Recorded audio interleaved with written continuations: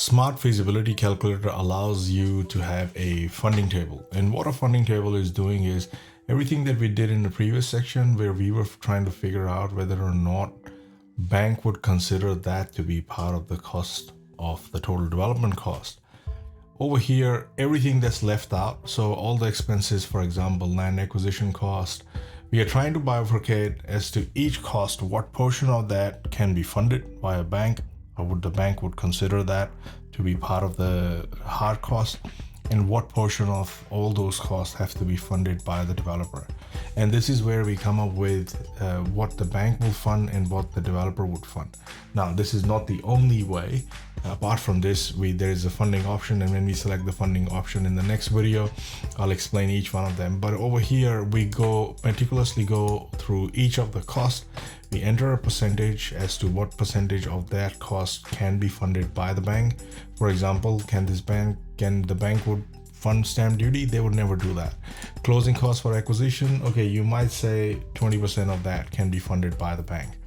Land finance costs, they are mostly the developer's responsibility, and bank would not usually fund them. If they would, then you can say, hey, 100% of those gets funded by the bank.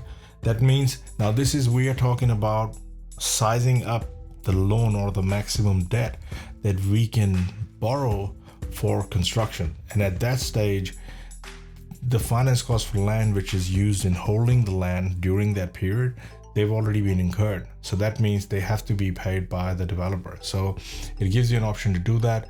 Development costs, based on what we've already decided up here, we are already coming up with 70% of the development costs can be funded by the bank. The rest is going to be the equity. But there are all these other extra costs that happen that not a lot of people know about, that have to be accounted for.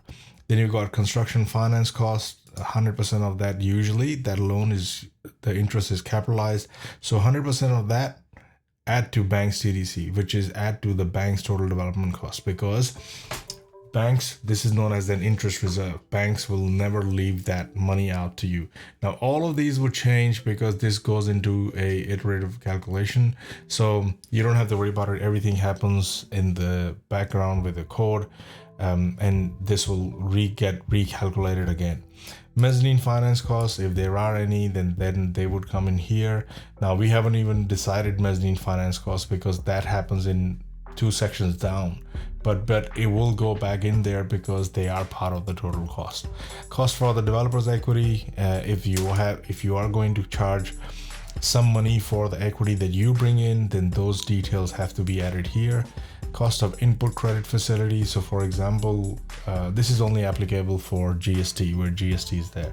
So if there is a cost for GST and you have to come up with GST, sometimes bank would give you a separate split facility for GST. And this is where you can have an input credit facility and say, hey, the interest for that, who's gonna pay for that? Is the developer going to pay that as the interest is accumulated, or is that going to get capitalized? If it is going to get capitalized, it will get added to the total cost that the bank is supposed to fund, because they have to make a buffer for the interest reserve. Then you got the less interim income. So everything that you're making in your interim income, which is right here, that will automatically get deducted. But if you say no, then they will not get deducted, and they will be added. They just treat it differently on the summary page. And I'll have different videos for explaining each section in the summary page as well, so everything comes together for you. Commission at closing. So if you have commission at closing, all that is going to come out from what you've already decided under commercial and residential units, and you will allocated the commission percentages here. So when you're selling them, which is closing costs here, and residential is over here, then those things get calculated separately in this section. So, and that's pretty much it. A developer's equity buffer, if there is one. Now we will revisit this section, funding table, once we've selected the finance and the funding options, and then we'll toggle back and forth between them so that you get a better understanding. So make sure you watch the videos on funding table and finance to have a full understanding of how everything is tied together.